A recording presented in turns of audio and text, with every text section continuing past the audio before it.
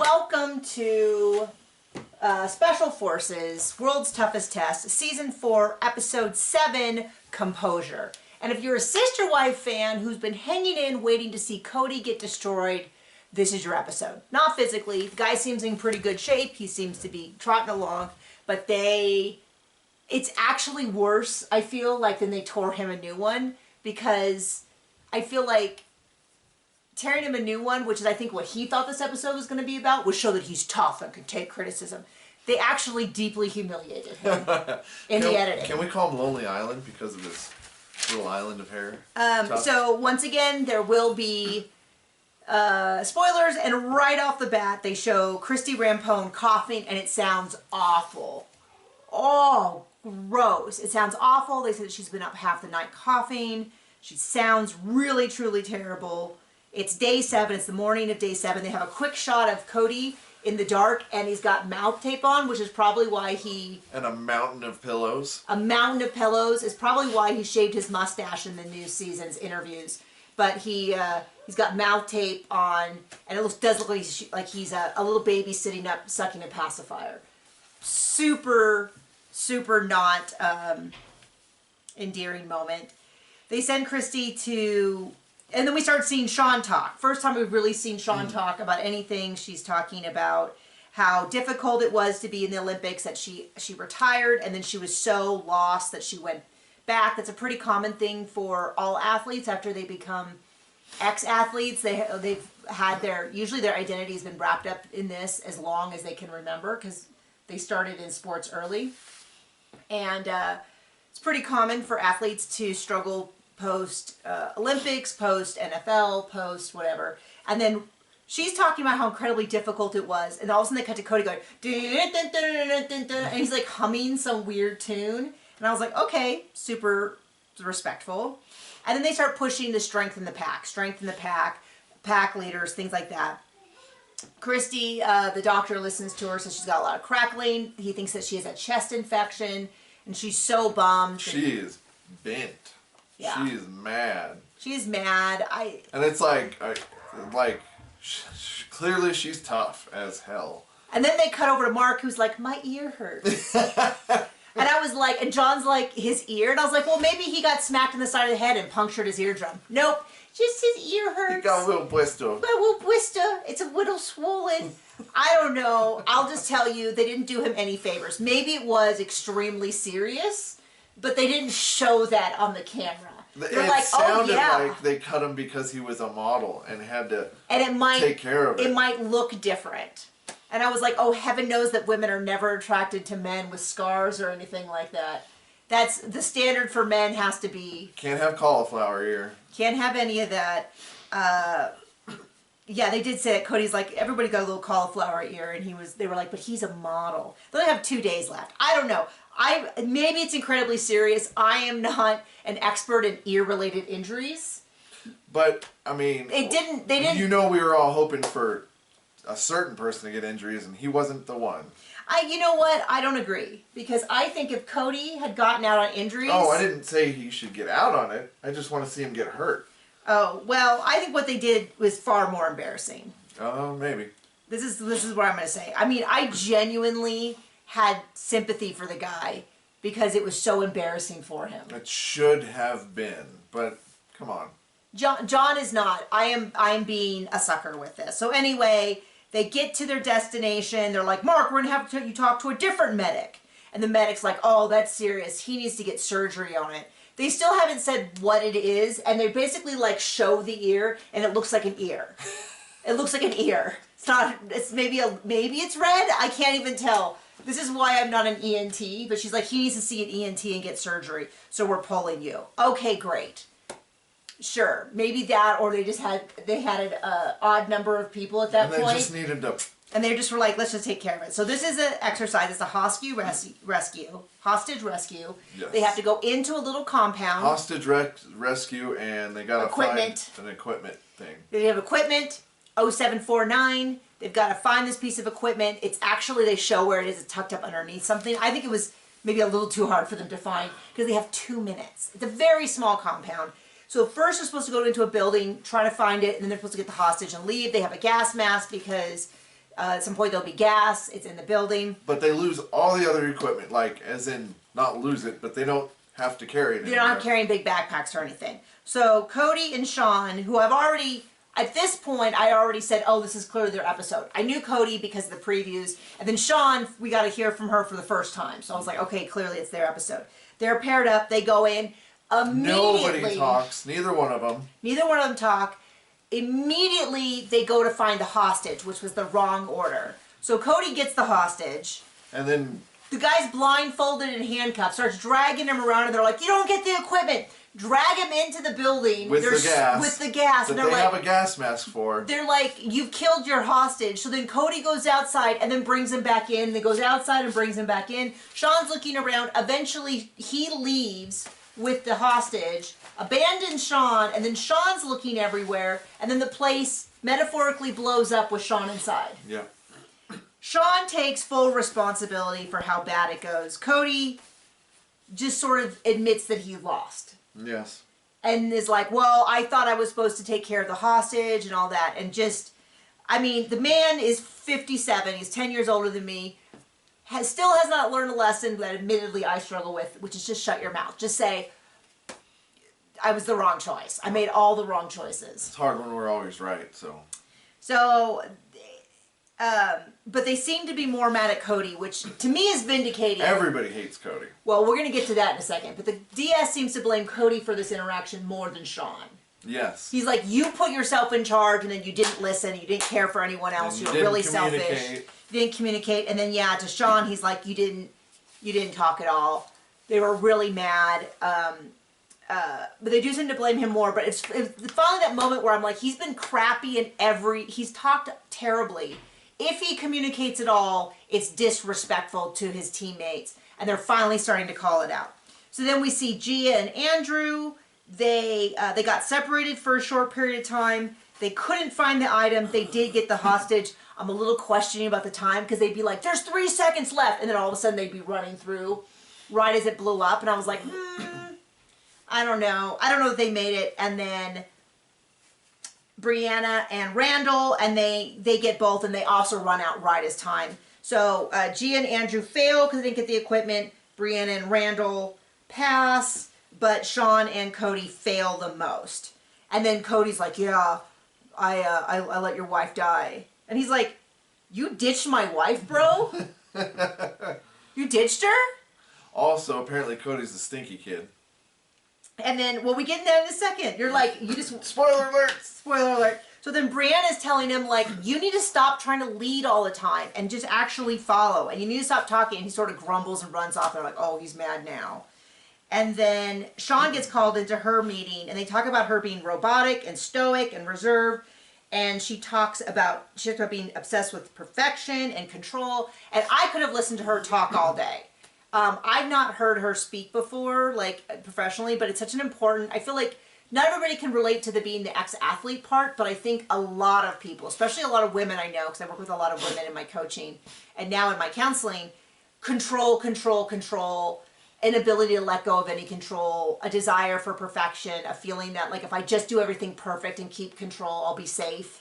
Like, I think we all need to hear that. And she talks a lot about how, and I did not compete anywhere near the level that she did by any means, but I was in archery, and it's a much smaller sport. So you see a lot of this stuff even when you're not up as high. And there is a lot of your NGO, your national governing organization, is in charge of making a lot of decisions that aren't as cut and dry as you would like them to be, like who gets put on training teams, who gets funding, things like that. And people that are like out to get you or don't believe in your ability can ruin things. So when she's talking a lot about how she learned to not show any negative emotions, and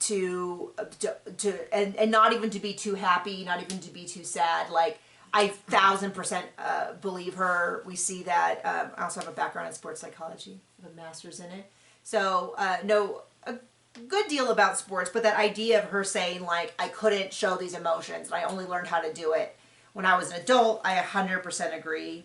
And so they're talking to her basically about, like, just cut loose, show more emotions, all of that. And then when they go back and she goes back to the group and they kind of ask her what Kody seems a little like, no way, like that's all the criticism. I was betting that he was thinking like they're gonna chew her out and about what a great job I did or something. But anyway, they're at dinner. They call Kody out.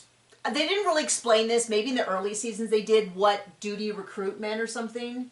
They weren't really clear. But as soon as he leaves, everyone's like, dude, that guy's so wound up. And Brianna starts talking about, like, you just have to include him from time to time or he's a real nuisance. And they're like, wow, that's really great that you can even put up with him that much. Yeah. Absolutely. This is what I mean when I said, yeah, they chewed him out in the DS tent, but I think what they just showed is so much more embarrassing. Should be. Is that just how little respect everyone that is around him has. And so he comes running up and they're like, what are you doing? He's like, oh, at the rock. And then they like tell him what it is.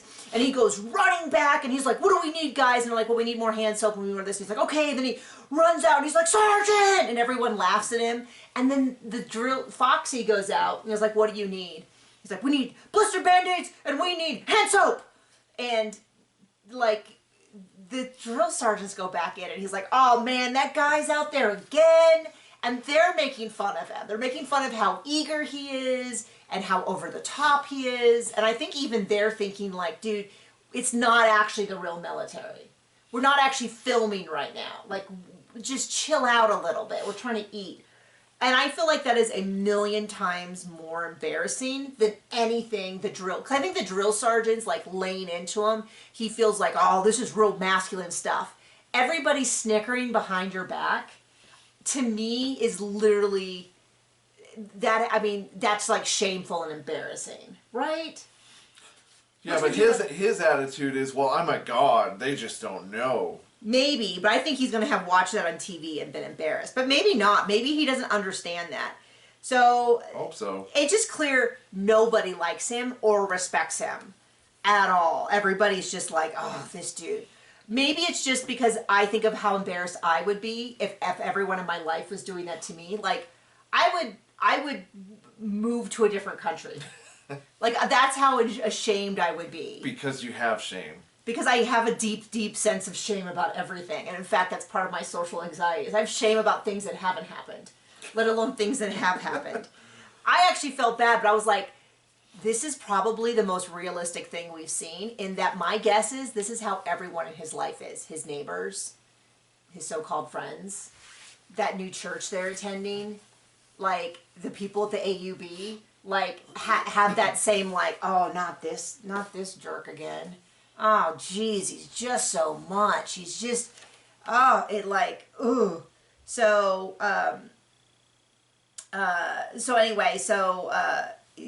then he's explaining to him about how he had 4 wives and 18 kids, and they're like, oh, so, well, why did you? It's like, well, I grew up in it, which I feel is not 100% accurate, because he didn't even have any exposure to polygamy until he was 20. And they're like, oh, so your dad was a polygamist? And he's like, yeah. And once again, his dad became a polygamist when he was 20.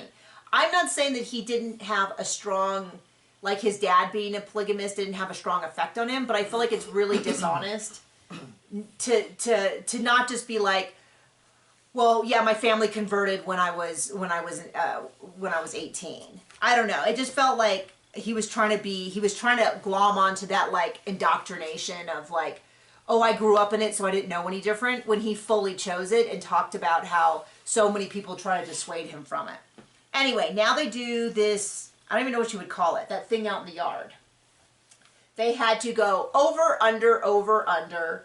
They had to fight to get to the monkey bars first. They had to do 10 push-ups. They had to run over to a thing. They had to flip a tire. And was that it? Mm-hmm. Okay, and whoever was done first, they would go doing 2 by 2, would... pays to win.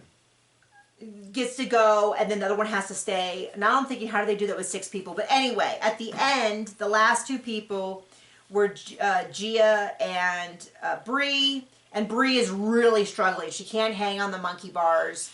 And they said it's a day 7, which has me 2 things. One, I can't imagine how... Maybe not everybody experiences this, but if I work out hard, I am sore for days afterwards and I can barely move. I do know from research that moving does help with that, but it does feel like, yeah, it helps at like 30%, but then you're adding on new. So I can't imagine how sore they are after 7 days. But she seems unable to hang up from monkey bars for even like 2 hangs. And she falls off, they have to lift her back up, and she falls down, they have to lift her back up. It is pretty tall, so I don't blame her for not being able to reach. But they do it all, and she's really, really... And the push-ups at the end were like this. You know the push-ups where you're like moving your body, but your arms aren't really moving? Or you're just doing like this? Anyway, how sweet, though, they go back in, and G is like, it's not fair, I'm so much stronger than her. And I was like... That's really sweet of her, but is Gia that much stronger than Brianna? I thought that was like kind of a funny, and Kody did say like it's kind of like listen, because they could hear them screaming at her. He did say it's like a horror show, which is funny. Anyways, they really are pushing Brianna. That they just don't think that she wants to be there. She's doing a little acting. I don't know. Then they're out there. They show a little clip of Gia cleaning something up, and she's washing her face, and Cody's like, wow, that's so great that you're washing your face. I'm not doing any of that. That's why everyone on here knows I stink. And then he leaves, and then was it Gia and Bree? Yes. Where they were like, oh my gosh, what, you can't even wash your armpits? I thought they had showers. Well, I guess you can choose not to use them. Maybe not, but, oh gosh, they were so grossed out by that. Additionally, it was really funny because if you want to see Sean's athletic training, when G was like, I'm so sad, I'm so much stronger than her, Sean was like, life's not fair. Like, not in a mean way, just you can tell it was so instinctive from her to just be like, life sucks. Life's hard. Anyway, then they cut back to the DS talking about Kody, and they're like, all of his teammates hate him.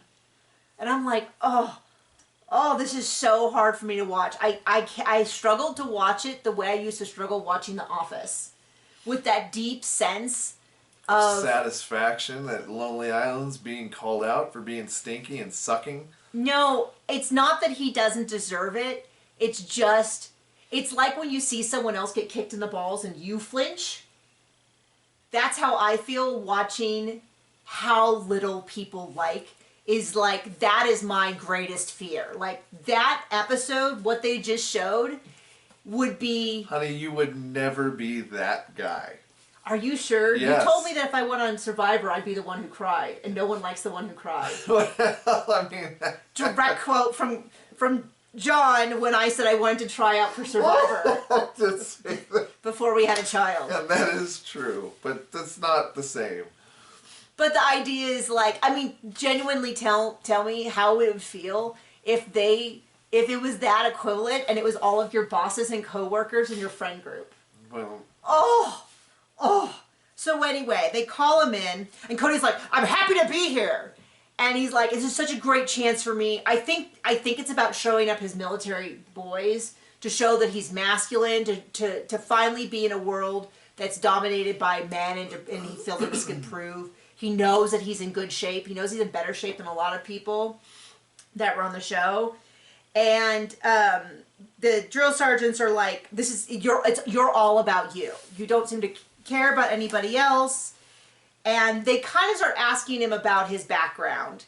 And he's sort of like, well, you know, I'm estranged from my kids, but it's their fault. I always gave them love when they showed me respect and stuff. And didn't he say at one point, was it in with them, that he's a good leader? Is. Yeah, in one of the interviews that they did one-on-one, like the talking head interviews. And we know this because of how he led his wives and didn't get divorced and still talks to all his children. Yeah, he did say that at some point, I don't remember when, where he talks about, like, I think I'm a good leader and this and that. And they're not buying it. I mean, it's really clear it's a situation where when you've met someone and they've been selfish and brutish and they can't tell that anybody else is uncomfortable, and then they start telling you a story and you're like, right off the bat, I'm not on your side. Like, right off the bat, I don't believe you. That's how I feel that they headed into this, where they're just like, okay, you said your piece, now let's actually talk. Are you taking any responsibility? And he kind of does this waffly thing, and they really push him, and I think he really thought he had this moment Like a redemption arc is what he was going for. Yeah, but the truth is he was just saying what he thought they wanted to hear, and I feel like they didn't even buy it. I feel like they said, yeah, that's right, but you got to internalize that. It's kind of their reply. It's like, yeah, that's everything you've now said is correct, but you got to do something about it. Because I feel like they didn't buy it either.